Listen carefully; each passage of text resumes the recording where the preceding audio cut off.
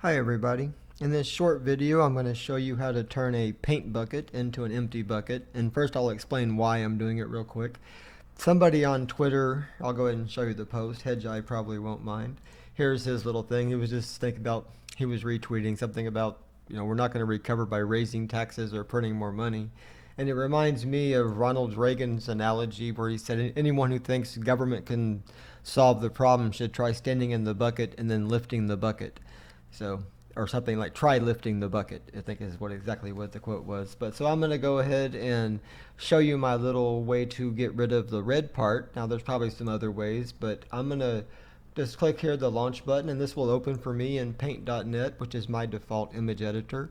You may have Photoshop or something else and already know how to do this, but if you're still here, PixelDatabase.net is my site, and we'll get there in about 3 seconds. So I'm just going to call this Paint Bucket. That's fine, Paint Bucket. And now I'm going to go over to my site, this is PixelDatabase.net. I'm going to just select our image here.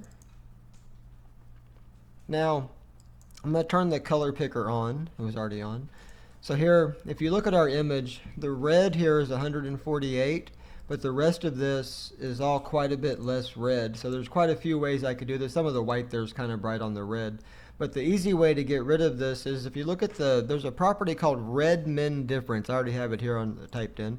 But red min difference means take the value of red and then take the minimum value of red, green, or blue, which in this case is 56. So that's going to be somewhere around 80 something, 89, I think. But here, I'm just going to do anything greater than 25 because the rest of the image is pretty much, it's not all exact grayscale, but it's close. They're all pretty much the very similar colors. So if I do this, that instantly gets rid of all the red areas. So I'm going to download this image, and I'll just put it here in temp. I'm going to call this just bucket. There, got rid of the word paint. Okay, now I'm going to go over to IClone, and I'm going to click on double click there on the little diffuse image, and now you'll notice our bucket is now empty, so I can take a character and have them stand in the bucket and try to lift the bucket. I'm not going to show you that. That'll probably take me just a few seconds, but I thought that was a pretty neat way to turn.